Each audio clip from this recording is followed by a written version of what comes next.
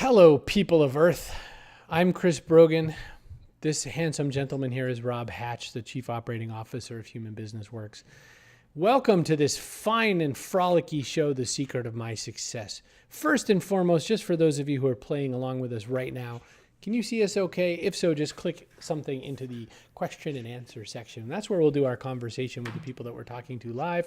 For those of you who are kind enough to pick up the recording, then you can't talk to me anyway, so too bad. Rob, when we decided to put this together, we wanted to talk about some of the stuff that you and I had worked together on and built, basically for our own needs, really. We had a lot to do with trying to put together what it means to be better with our time management, what it means to do our management of our systems, what we need to do to actually be successful. And the first thing you and I were talking about in preparation for this is, what are we sort of solving for or solving against? You know, for instance, the willpower and decisions and habit stuff. Talk a little bit about that, if you would. Sure. So one of the problems that we face is this idea that willpower is a limited resource. There's a well-known researcher named Roy Baumeister who wrote a book called Willpower, wherein he talks about a variety of studies that he's performed that demonstrate the the limits of willpower, and that it can be taxed throughout the day. And if the more we tax it, the less there is available. One of the most famous studies that he does this with, he actually references in Switch by Chip and Dan Heath. So basically, students who are given a plate of warm chocolate chip cookies and told not to eat them, and they take a test. Another group of students is given a bowl of radishes, and they're given the same test, but they're told not to eat the radishes. So the cookies are obviously much harder to resist, and those students actually perform worse on the test than the ones who had to not eat the radishes. So that was a very simple test that he used to demonstrate that willpower is a limited resource. So it'll only get you so far. The other is that decisions are distractions. For every decision you make during the day, subsequent decision-making abilities are degraded. So even like, what are you going to wear today, or what am I going to have for breakfast, or what time should I get up? Should I really get up now? Do I have to get up now? You know, all of those things that we have to go through sap our ability to make decisions on the most important things.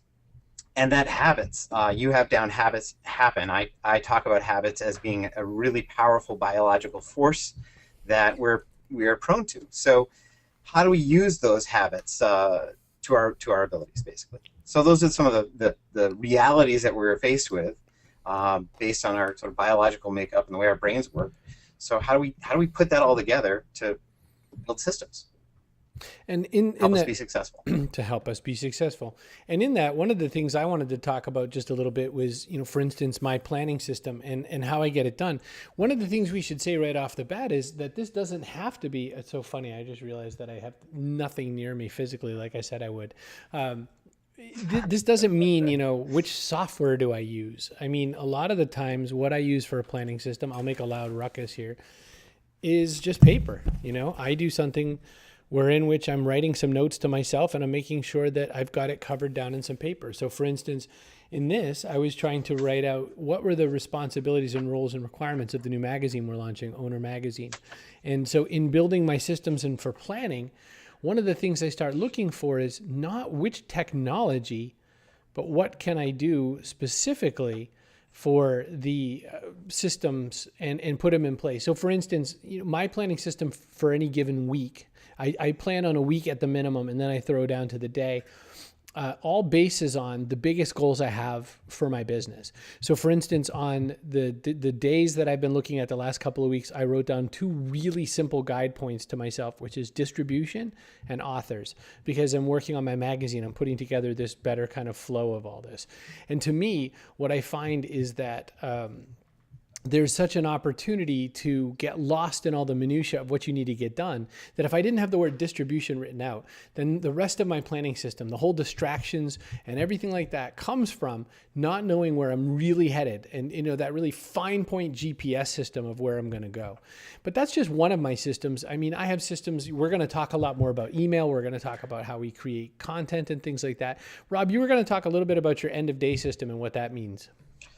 So the end of day system is actually my beginning of the day system as well. It's a setup for the beginning of the day. The most important part of my beginning of the day starts the night before. And so this is just a quick, look at my sheet. And I have at the top, it says success equals. And there's usually 3, sometimes 4 blocks. And what I do each day is lay out what are the 3 things that I need to complete. I set aside a 2-hour block of time. Each project or each section, each thing I'm working on probably takes around 40 minutes or so. And during that time, I have very specific rules that I don't check email, I don't check Facebook, I check nothing. I sit down and I work on those 3 things and get through them in uninterrupted space. So my end of day system is actually reviewing what happened today and laying out what's going to happen tomorrow. So it's planning for the next day.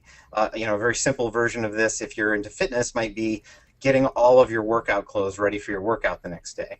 This is my, this is the work that is important to me, so I want to lay out and know the minute I sit down, I don't even have to think about what I need to work on. This is it. And to your point about, just real quick about those guideposts that you have, my 3 words are right there at the bottom of this sheet, guiding my day, my actions, my week, how I'm going to, do that. They're always feeding that system. I feel pretty dopey that I don't have my book here because my 3 words are in the corner. I wrote a little monogram of them. So mine are Walt, Ender, and Manchu. And in writing those, I just look at the little WEM now and I think, is this how Walt Disney would do it? Or, why am I complaining about this, et cetera? And it's funny how that works. You talked just briefly about, for instance, planning for fitness by having your stuff all laid out and all that. We do a lot of that. And it also kind of guides into the concept of making sure that you remove decisions. For instance, people spend so many pieces of their energy and their worries and their thoughts around what do they want to eat every day. Whereas what we've done is we've pretty much put our own meals together so that there's never a variance, is there? I've had the same breakfast for about a year now, every single day. I've got a Rubbermaid container inside my refrigerator that contains part of the breakfast, and so I'll take all the packages and empty them out, put them in there. I've got the other components just right there. Wake up, I don't think about it. I just have it. It serves my fitness and health as well. Aside from taking away the decision of what am I going to eat.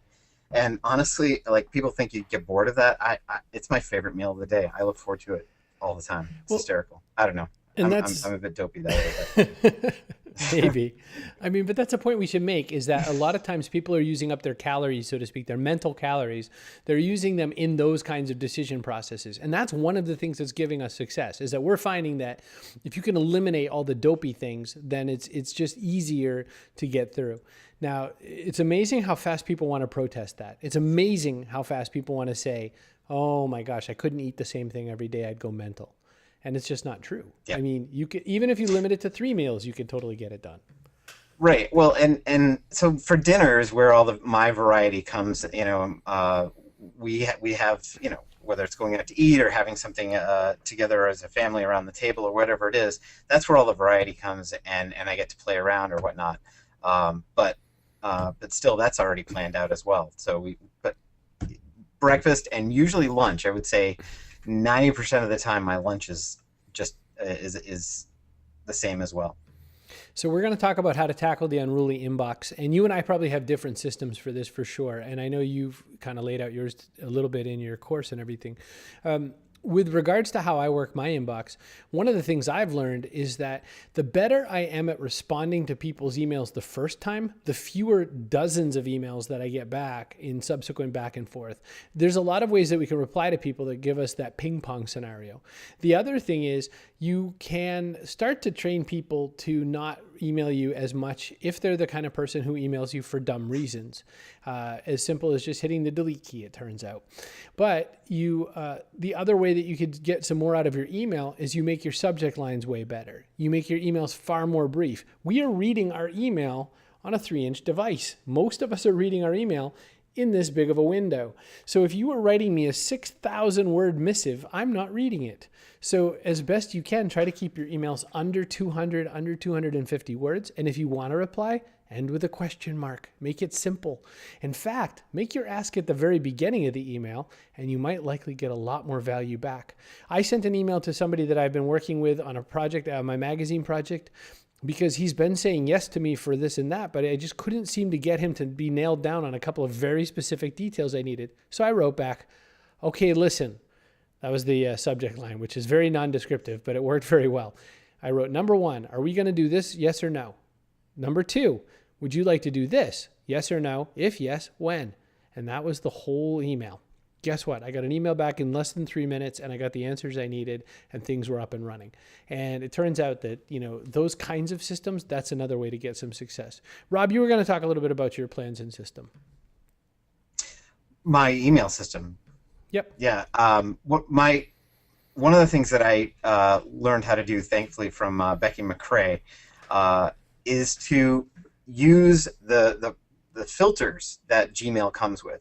There's so many functions within Google, with any email platform, with Gmail, with Outlook, or and any calendar as well. There's so many functions that we don't take advantage of, that if we take a little time up front to pre-program where that email is going. Any email from Chris goes immediately into a folder called Chris. It's actually called @Chris, because if you put the @ symbol there, it goes to the top of the folder list.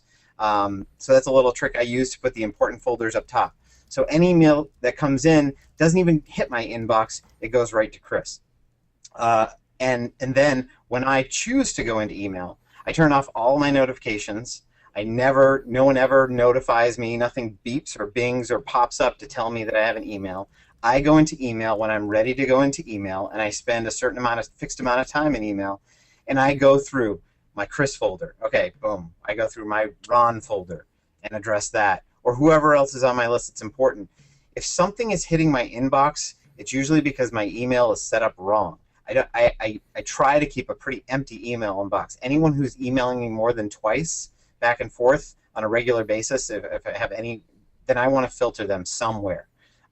They're just not in the right place. So that's really how I tackle it. And again, going there when I'm ready to go there, not because someone has determined that I should respond to them right then and there. That's their agenda, not mine. My agenda is to go there when I'm ready and I can focus on it, and I'm going to be far more productive. All right, say the quote. Oh, my favorite Chris quote is, email is the perfect delivery system for somebody else's agenda.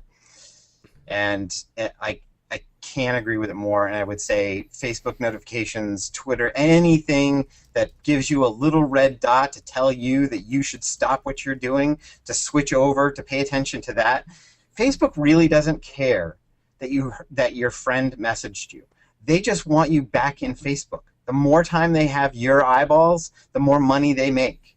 So it really has nothing to do with you or your friends or anything important. So go there when you want to go. That I could go on. I'll stop now.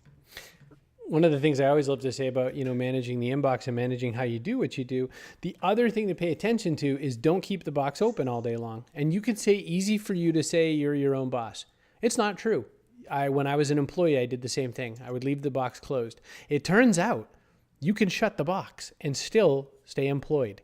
You will not usually miss an email that's going to ruin your whole life if you keep it off for some amount of time. Because I'll tell you what, they know your cell number. They will call you. If somebody who matters or cares or is part of your business needs you, they will contact you via your cellular device. They will text you or whatever.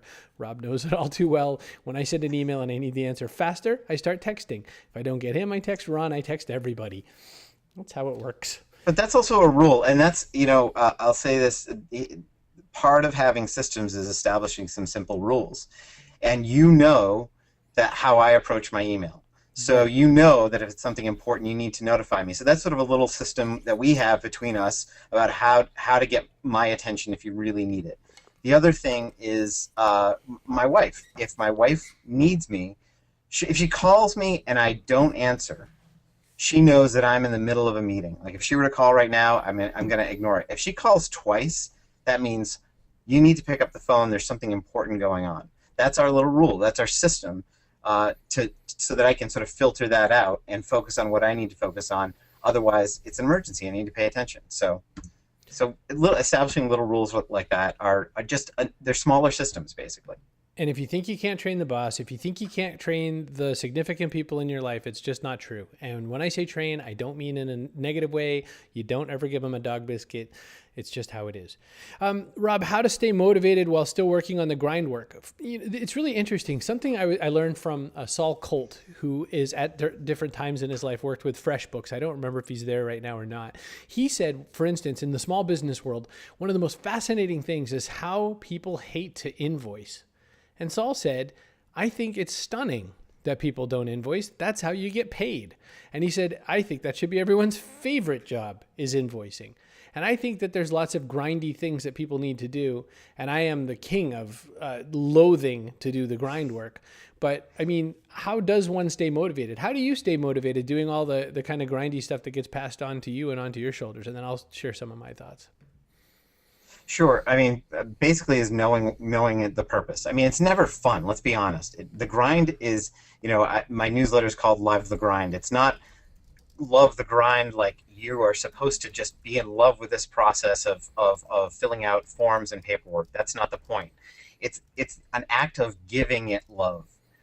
If you love it, if you nurture it, if you take care of it, if you take care of a system, if you build the system, it will take care of you. And that's really what the point is.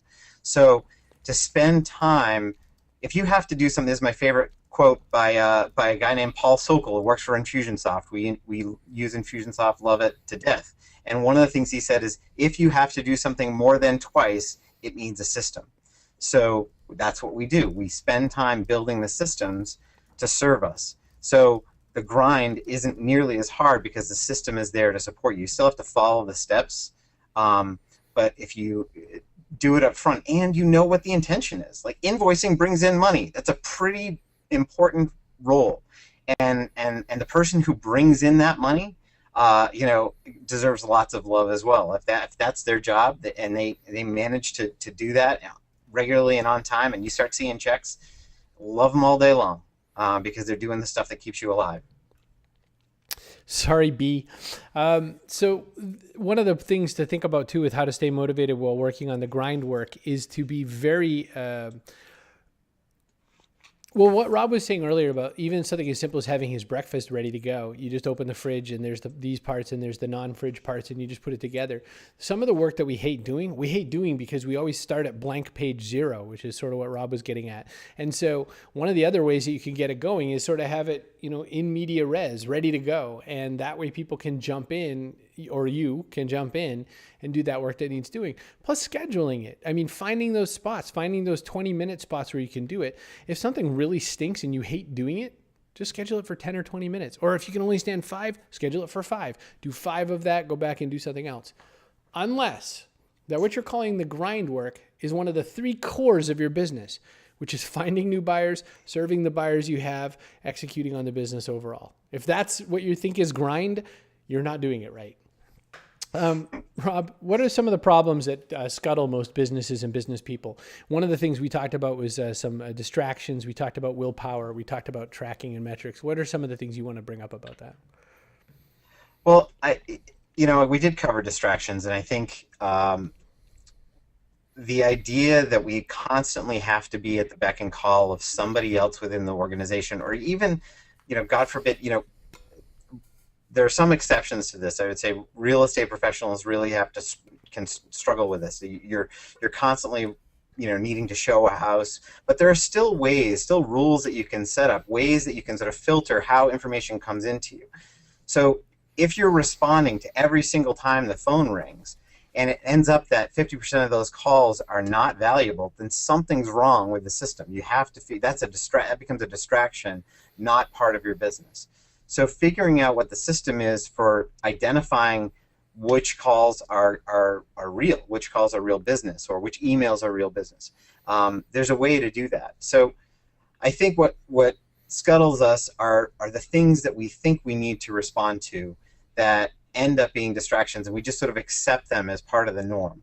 And when we start to accept that as part of the norm, that's where time gets wasted. Hey, Rob, how many times have I flown somewhere and said, well, there's no direct immediate business thing, but I think this is going to really develop the business. How many of those times have I flown somewhere that's actually turned into something? When I've done a freebie, how often has that turned into real business for me?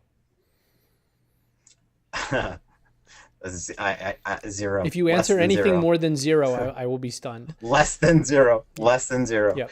And to that, lots of requests that come in. My favorite storyline is, oh, but you'll be in front of this great audience, Chris. It's never worked. It turned into business. So the reason I brought that up is James Altucher in his book Choose Yourself said that zero meetings that he's ever taken with people, like I want to have this meeting, or let's go to lunch, or let's explore possibilities, zero of those have turned into business for him. And I am stunned by how many people go to networking advice meetings and go to all these different kinds of meetings and think this time it's going to happen. Now, at the same time, is that really, I mean, how do you get your start or whatever? But Rob, what's worked for us and what hasn't? Let's answer that, I guess. Wow. What works is having a defined engagement plan. So if someone's engaging us for a specific project, or we define the terms of the meeting. So we've talked about, for example, if you were to do a freebie for somebody and you have a plan on the back end to actually communicate with everybody that you were with, or for them to, there's an ask at the end of your freebie event, then you can turn a freebie event into something. But you have to go in with a plan. You can't go thinking that the meeting is just going to be worth it because of who you're with, or that the networking is going to be worth it because of who you're going to be exposed to. There has to be a plan of converting that experience into a real business opportunity. And without that, your presence doesn't do it. It's just never going to work. And I think that's probably what James is talking about, or the freebies that we've taken that just have never turned into anything. Yeah, I was having a conversation with someone who is currently a writer and I'm not trashing this place, I'm just making this point. He's a writer to the Huffington Post. So that sounds like, wow, that's great. He's got like a huge audience, Huffington Post, millions of viewers a day. It's in the top 20 websites on the web. Nope. Does nothing for him. He gets nothing. Zero links, zero throughput, whatever. It is much better to build small connections with small networks of people who you value than think that vast exposure is going to get you something. I was on the Dr. Phil show. Let me tell you what that's gotten me so far in my business. Here's the only thing being on the Dr. Phil show has got me in the business. 2 really funny stories that I'll tell anybody at the drop of a hat. And this, you were on the Dr. Phil show? And that's it. That's the thing. That's kind of how that works. There's a question, Rob, that came out, which I'm just going to throw in here into the midst of it all, which is, how did you test your business concept before you launched? I'm going to cover this one. Can you please do that? Yeah. I'm speechless. Yeah. And most people don't know when to jump. And we're laughing at ourselves. We're laughing at us, not you. Yeah. Oh my gosh. We're laughing at us. So I have done no testing on anything I've ever done. But the question underneath the question, which he's saying, is people don't know when to leave their job. People don't know full-time benefits, family, blah, blah, blah. I have never left my salary ever. So that's the myth, one of several hundred myths of Chris Brogan, is that everyone thought that one day I quit my job, decided to be a social media guy, tweeted all day, and suddenly got a bag of money in the mail. And it's the furthest thing from the truth. I worked with a wireless telecom, and when I left the wireless telecom, it was to join Jeff Pulver and his band of merry men and run a video on the net conference. So I got a salary there. A year later, I had failed. Jeff and I had failed at believing what we thought was going to happen happened. It wasn't as fastly disruptive as we thought. And I had to find a new job. And so I got a job with these guys, the Saber brothers. I was under their employ, still a salary. Decided to take over and running my own organization, still had a salary. It was built into having the Saber brothers fund it. Leaving the Saber brothers to run HBW, it's because we had the money. When I asked Rob to come work with me, I had to convince his wife that I had his entire year's salary in the bank so that I could guarantee him at least a year of life before he went off and left his cushy job. Now, Rob was in a nonprofit where you basically had to beg for your salary every single year. Essentially that's what you had to do. Yes. But now, Rob, tell sort of, not your specific story, but still to the question that was asked. with regards to us testing things, how has this business run over the last handful of years that you've been with us? So we don't test, as you said. We don't test. There's no formal testing that goes on. However, one of the things that you do really well and have always done really well is seed some ideas out there. And you'll see this if you were to look at chrisbrogan.com. You can see, or some of the newsletters that have come out, the seeds of owner have been planted for a while. The concepts. So we will test some of the concepts and see what the reactions are. But when we feel like we're onto something, when we feel like there's a good business model behind it, we'll ask for some advice. We always sort of get some great conversations with other people and sort of test the idea out on people. But we're never, running split tests or doing anything like that. And I'm sure there's lots of good reasons to do that. It's just not been the culture of our company to run those sorts of tests. And I struggle with it with people who will sit and think about testing. And I know somebody who has an incredible idea and they're stuck in testing mode. They just can't seem to get the traction that they want. I am 100% confident that the business model, the product that he's putting out there, is so needed. He would, with the right platform, he'd do really, really well if he's distributing it. But he really just keeps testing and testing, and until he sees that, that switch turn, he's stuck. So I don't know. I feel like sometimes you just have to take a risk with it and let that be your test. So Yeah. there's also a trail of things that haven't worked out, and we quickly drop them, which is sort of not knowing when to quit your job and how to get started, but knowing when to quit on an idea. When we're, if it's out there, we don't worry about what the implications are, or the fact that we tried something and it didn't work out the way we wanted to. We'll move on to the next thing. Yeah, this is a great place to pick up two things that we were talking about. One of them is, problems that scuttle businesses is tracking the wrong metric. It's been a very long time that Rob and I have tracked very much two metrics more than any other: dollars and subscribers. And that's all we do. And every now and again we come up with a variation, and the one we did was dollar per subscriber. So how many dollars across my email list on average, or rather, what's the total amount of revenue we're bringing in via the email list divided by how many people on the list, and that is our little on-base average metric. I think I got it right. Yes, Rob? Yeah. Okay. So tracking the wrong metric is a great way to get it wrong. So the question was sort of like, earlier the question was, how do you know when to, jump away and join the circus? The thing is, once you can start making revenue, and once you have 2 or 3 months worth of revenue, and once you can actually guarantee that you could pay the health insurance costs and all that, you're immediately in a better driver's seat than being an employee. It's amazing how many people equate being an employee with job security. You have the least security. One person holds 100% of your revenue income. And so when they let you go for no fault of yours, but because they decided to outsource to Bangalore, you know what? I mean, there's very few jobs that can't be outsourced. And it's amazing how many times people say, oh, well, I can't do that. And yet there's other stuff that gets done.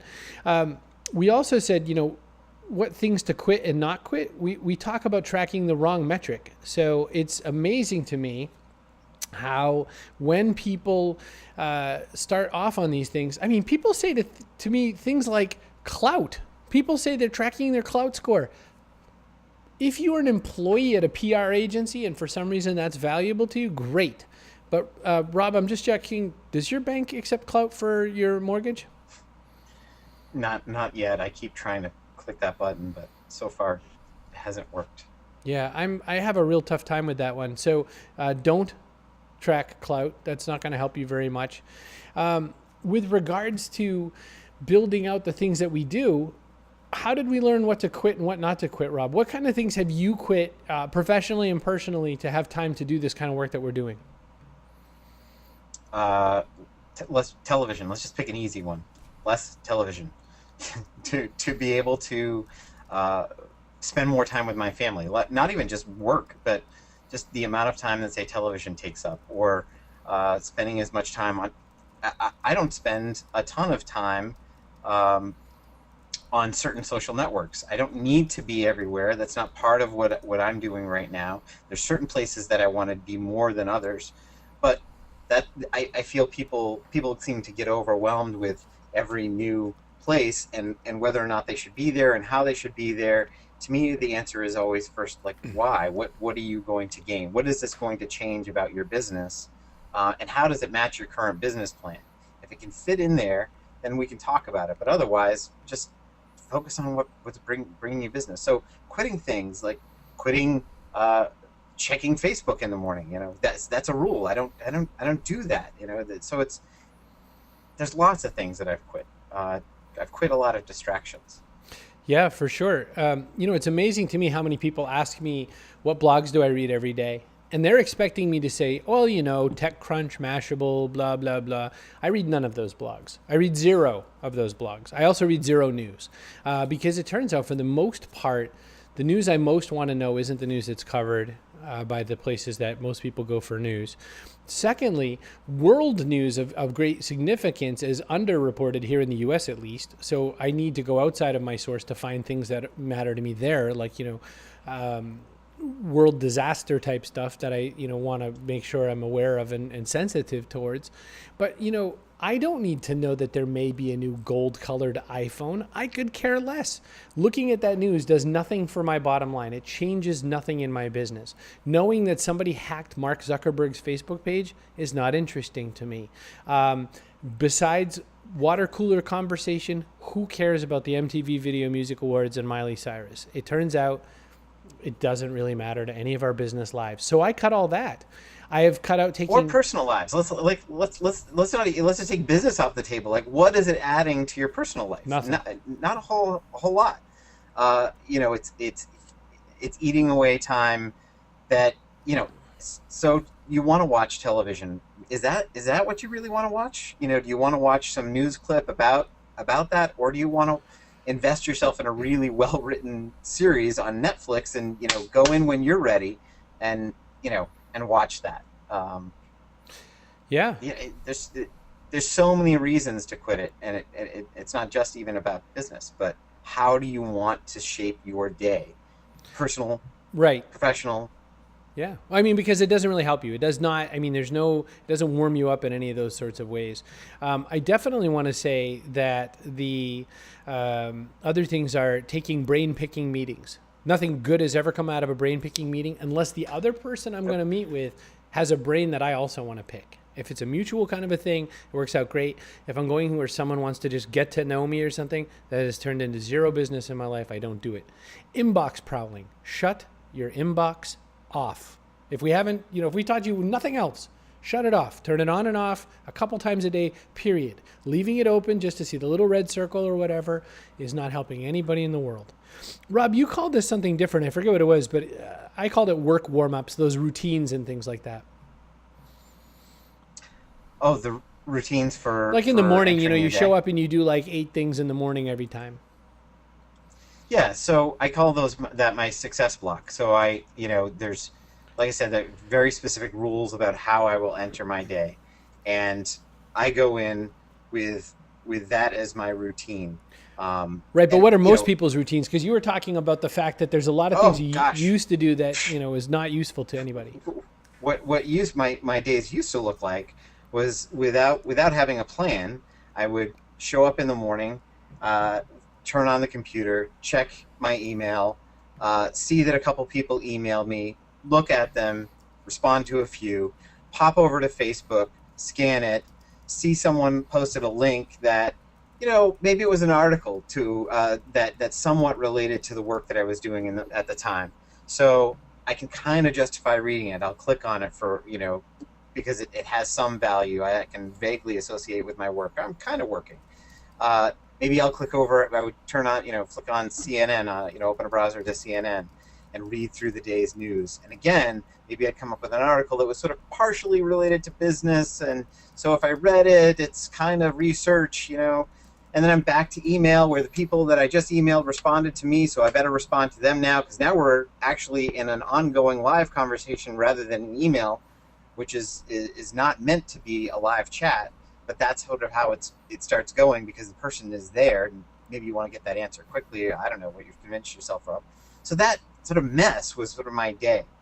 By having rules of not checking those things, by just going in and saying, well, right now I need to write for the next 40 minutes, my newsletter, or I need to work on this new campaign in Infusionsoft. So this is what I'm going to do for this 40 minutes. And so I'll set up, and the beauty of it is, one, not being distracted by those things. The time that I'm focusing is so much more productive, that I get more done in those 2 hours than I used to in sometimes 4, 5, 6, 7 hours in a day, because of all the little distractions that I was allowing myself. Exactly so. One of the last things we mentioned was extraneous business elements, because what's also, you and I have this great process that we've gone through many times over in various ways that basically says, make sure that this thing we're doing that's worth this kind of revenue is worth the kind of time that's going to go with it and what else we're going to get out of it. And I'll skip that in any kind of detail, but that's one. So there's a few things. One person says, I have a coach that says, don't focus on the bottom line because the money comes from passion. The funniest thing about that is the people who usually coach me that kind of advice usually make 5 figures a year. And I make 5 figures a deal. That's my first point. Second is you do have to focus on passion, not money. But if you focus on passion and not money only, or if you focus without ever thinking of how this translates to your business, or if you never are focusing on your business, people don't magically pay you to work on your passion. It turns out. I've tried really hard. So what I found is make your business your passion, and make your passion your business, and you'll have a better shot at kind of getting this done. There are some exceptions, but for the most part, there's a huge difference between someone who wants to paint really beautiful, incredible works of art, and that someday those works will be worth tons more, than someone who wants to paint, murals for a business. One of those is a longer haul to that sort of actualization of value and worth. One of them is a lot more day to day. Rob, you had something you wanted to add to that. Well, just another thing that you say often is the community that you have the pleasure to serve. What we do, we actually like what we do every day. It's a lot of fun to to be able to serve the community that we're fortunate to be a part of. And that approach, that's the passion part for me. It's still business, and there's nothing wrong with that. So you're right that there's this alignment. So when we talk about measuring dollars and measuring, these sort of business metrics, it's because I have a family. I have 4 children that I need to feed, and I want the business, need the business to be successful for that reason and others. But we still love it. We still love this. One of my favorite days is Thursday morning when I get to look at the and have conversations with people who've read the newsletter. And just have conversations with them back and forth and answer any questions. It's incredible. Yeah, no, totally. And the thing is, we both work with and from passion. We've built a business around passion, but there's a vast difference between working from your passion and not ever thinking about business. There are people that do that 100% of the time. I call them baristas. They're wonderful. They make me a delicious iced coffee in between the meetings where I'm making revenue, but it's just not okay. So a couple quick questions, then we're going to go on to the next thing. How many people? I think we've got to check in around MDC as well. Yeah, that's the next to next. Many people have a great concept and competence, but they're afraid to sell. Did you face this in growing your business? How did you suggest to overcome it? The trick I learned about selling is that once you say to people, I'm about to sell to you, and then you sell to them cleanly, and you sell something that you believe in with all your heart, all the other problems go away. If people are afraid to sell, they're either not confident with the product, they're not confident that they've earned the right to make the offer yet, or they're not confident that they've built a community around them. You can start selling tomorrow. I see little kids do it every single day. I drive by lemonade stands. I love to stop by lemonade stands as often as I can and scare their parents. And, I think that we should all learn to sell faster, better, and easier. There's not even a question. So let's see. Oh, by the way, I'm thrilled that so many people love the Sell email. Thank you so much. You know who actually writes lots of negative comments every time I write a Sell email?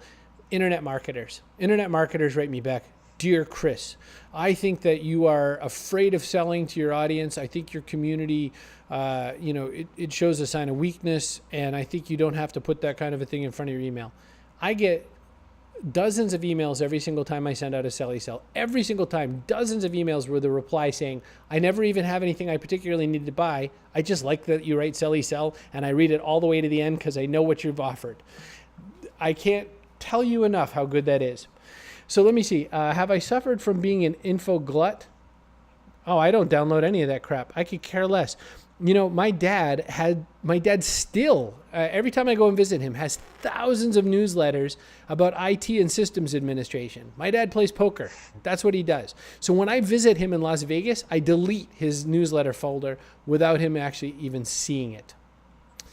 And Michael? This is one of those system things too, right? Yes. This is one of those systems things. Like, sit down with your inbox. And, I mean, who you let in is your choice.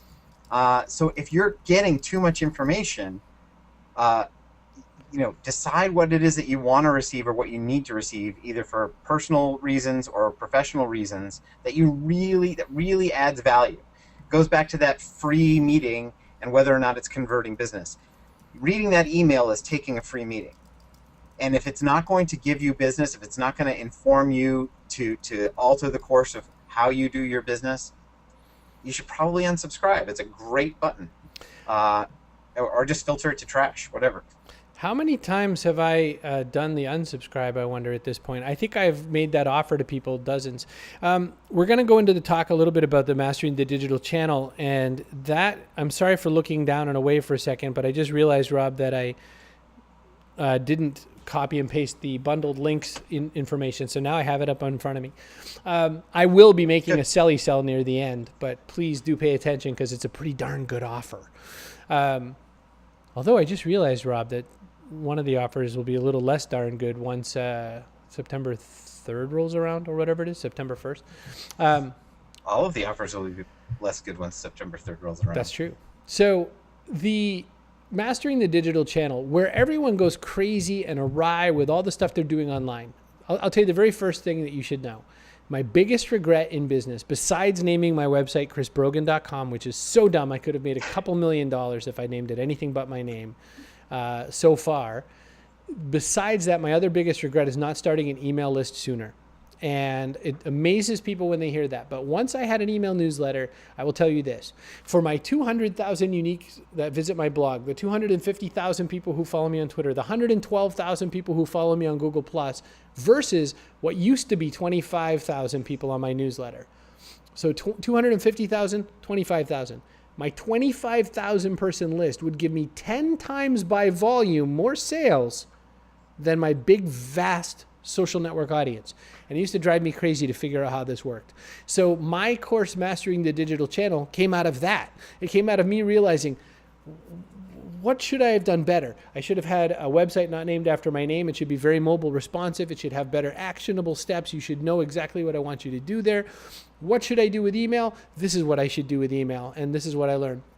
And then, what do these social networks do for you? What do they work on and do well? And what do they do horribly? And boy, those things that I untangled from that made everything to do with my success. My blog is what got me some attention. The reason I launched a magazine, I think Rafik asked this question a little bit earlier, why a digital magazine? People want coverage of the areas that matter to them. And I, in creating chrisbrogan.com, made a kind of unique voice. So now I'm launching something called Owner Magazine with a bunch more authors, where our gathered unique voice is going to report business in a very different way. The other thing I learned in building this kind of a platform, though, is that just having a blog was not valuable enough. It had to come with a newsletter. And then pick any one social network that you like more than others. My friend today, I was at this guy's office, Mike Damphouse. He was telling me why I'm dumb when it comes to LinkedIn, and he was right. He said there's so many people out there who use LinkedIn as their only social network. So it's great that you know something about Twitter. It's stinky that it's stinky that people don't know that LinkedIn is like the only network out there. Meaning, like, if you're not spending your time or your effort promoting on that site, you are missing a huge, vast inroad to people who don't yet have a Pinterest account. That's probably the biggest thing. the other thing I noticed is that when you, the way I built Mastering the Digital Channel, the course, is based on all the experiences I had and then all kinds of testing from other people as well. So it wasn't even just my successes or what I learned, but it was from a lot of other people reporting to me, this worked, this didn't. And this comes from everything from really huge clients to lots of small and solo types of businesses. So what I liked the most about the process was that I learned how to work towards getting better speaking engagements. I learned how the speaking engagements brought me more business. I learned what my blog can and can't deliver for business. I learned why a newsletter works way better for me. I learned what to and what not to do in things like email marketing. And one of the things I'll tell you, I'll give you a whole bunch on email right now. Make your from address a real live from address that someone can respond to you. Make your email the lightest possible HTML formatting, if at all, none. We do very light and just basically to cover a font style and to make links look like links instead of a long, miserable looking HTML. And for tracking. And use an email service provider. We use Infusionsoft. That's, a pretty hardcore product. It's Rob, talk just a little bit about what you like about Infusionsoft, because you're kind of the guy. I'm just the guy typing over the line. Sure, and it's a pretty heavy-duty product, and the reason we went with it was because it combined a really powerful shopping cart feature with email delivery. So if you're really just looking for email delivery, what I often tell people, as much as I love Infusionsoft, it might just be too much. I had a call with someone recently, and that just happened to be the case, that if it's just an email delivery platform. But for us, the way that the way we can use it is for CRM, for our shopping cart, for our email delivery platform, and the way that those things work together, as well as the functionality behind it and how we can build the systems we were talking about earlier that actually serve and support our customers and serve and support us in the way that we do our business process. It's incredible. It's incredible. Yeah. So I had a question, why do I not sell big corporate projects and why do I not sell B2B? So a lot of my corporate clients were really huge companies, Google, Microsoft, General Motors, I'm missing some names in here, Sony, blah, blah, blah. In almost every one of those cases, it takes way longer to get those people to do something, sometimes as much as 11 or more months, net 60 payment, etc. The minute I open up my courses and my offerings to individuals, guess who bought? Molson Coors, hi Ferg, Scott's Miracle Grow. Ferg's either on this call or he gets the video later. Scott's Miracle Grow people, all kinds of people from huge corporations. My inbox, the people who sign up for my courses are from huge companies who no longer have to get the training budget for dozens and a half people, but instead just get all kinds of people to, that was Michael's question. It just works a lot better. And what I found is we do sometimes do some group offerings, but it's just so much easier on the one-to-one. And this gets back to deciding what you want to do for your business. What is your passion? What do you want? How do you want to make money? There's all sorts of different ways that we could make money. We've chosen a very specific path, and right now, that's not part of it. Serving those at least in that way that we used to. We get to have the relationship with them on a much more personal level, like you said, and they can sign on and get the benefit of it without having to go through all that approval process. So, all right. So Chandra just made fun of you for laughing when I mentioned Pinterest. I will tell you. I laughed? Yeah, evidently. Yes. I would have too. 70+% female usage. I always say penetration. I'm thinking in terms of market penetration, and I end up blushing. I'm laughing again. 70+% of people using Pinterest are females. It is a female-friendly website. If you were selling to females, which, by the way, the majority of people on this call are females, besides, say Michael and Thomas and a few others. Pinterest could be a great place to be. I use Gentlemint, which is Pinterest for dudes. It's not necessarily a bad thing. Another question that was asked is, how is a newsletter different than a blog? So I use newsletter different than a blog. It's a choice. It's not that the technologies are all that especially different. Blogs can be delivered. Owner, which is technically blogging software, will be able to be delivered by email, and I want you to take it that way. But the difference is, hi, first name, you and I are having a cup of coffee, versus, 7 ways that you can invoice better and faster. It's a tone thing. It's a choice thing. And a blog is available to everybody. Once it's out there on the web, you can use Flipboard to get to it. You can use Feedly to get to it. And I lose that intimacy. So what I've chosen, and it's a choice, is that the website is where everybody can see whatever's going on in the web. And then the newsletter is personal and has a much more personal touch. And you know that if you hit reply, I will answer you back. I have 90+% variant on that one. So that's how that works. Let's see. How do I handle off hours access requests? Do I accept them? I don't think I do. Like if somebody wants to speak to me off hours, I don't exactly have hours. If I'm asleep, I probably won't answer. And if I'm awake, I probably will answer, but I don't, I think this is about as off hours as we get. You can set rules though, Rob, right? I mean, yeah. Unless it's real estate. Right. I mean, I've been talking with someone, talking through that with someone, the challenges of setting up rules in real estate and how you have to be responsive. So we're kind of working on a system for her and kind of just talking that through. But yeah, I mean, off hours, again, I guess it goes back to all sorts of rules about what's the value of the conversation, that you're willing to give up whatever time that either is your personal time or your family time or whatever, however your life is structured, to say yes to something. So I would say off hours requests get filtered a lot to, what is this going to do? So, if someone comes in, we're lucky that, if someone sends us an email about a course delivery problem, let's just say,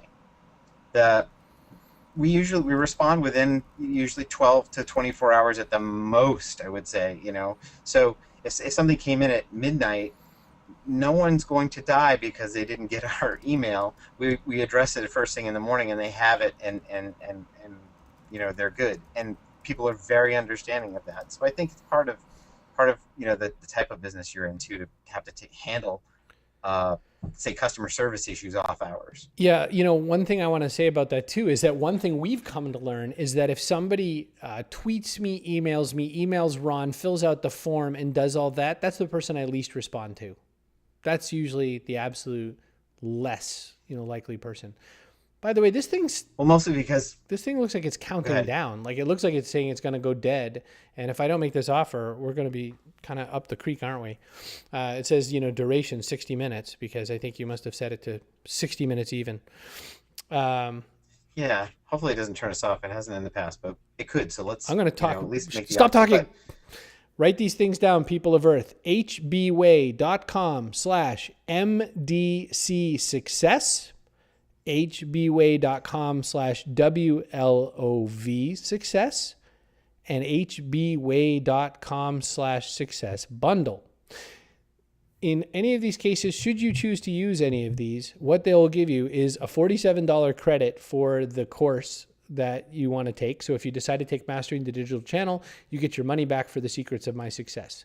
If you decide you want to take both, do hbway.com/success bundle and you get a $94 credit. So you gave me 47, I'll give you double back. Remember that for the next couple days, that means until September, I think 3rd, you get 50% off plus the $94 credit, which is the craziest thing in the whole wide world. But you know what?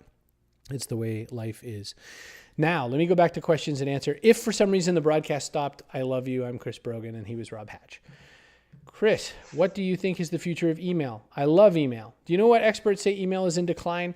People who are children or people who write for children. The first thing you do in the morning is you check your inbox. You might check your tweets. Your boss isn't tweeting you why they hate you. Your significant other isn't tweeting you why they hate you. They're either texting you or they're emailing you. How do you sign up to any social network? Oh yeah, via email. So that's the answer. Would I recommend starting with something like Infusionsoft and starting a brand new email list for subscribers? I mean, Infusionsoft is pretty strong, hardcore stuff. I will tell you that it is, the joking negative nickname of it is Confusionsoft because there's a lot to set up when you set it up. You might start with something simple like MailChimp and then, decide to move over when you're ready. You might use Constant Contact. There's no reason why not. It's Any of those products are great. I like Infusionsoft, and Rob does, for all the automation, for the fact that it handles merchant accounts, and we have just so much cool stuff built in now. Yeah. And so that's why we use And that. any of these, anything like, people talk about it as Confusionsoft, but Salesforce, all of these amazing, software products that say they can do, they have tons of functionality built into them. What they never ever tell you is the time you have to take to set it up. It's about systems. It's about automation. You have to build the automation. None of those software programs are really going to work for you right out of the box, because your business is different than the next guy's. So there might be some things that work, but on the whole, you're going to have to spend some time building no matter what you sign up for. So keep that in mind. Well, dang it. So hang on a second, because I'm typing at the same time. For people who wanted to know an answer in the Q&A that you all already have the answer to. But what I wanted to say was that another question that came up was that I know you don't always test, but sometimes, is it WLOV success, Rob? And it's HG. Yes, WLOV success. You poor people getting this video now are just like, why is he not paying any attention to me? Success bundle was the other one. Okay. The question was, how do you weigh one opportunity versus another opportunity? And so that's a great question.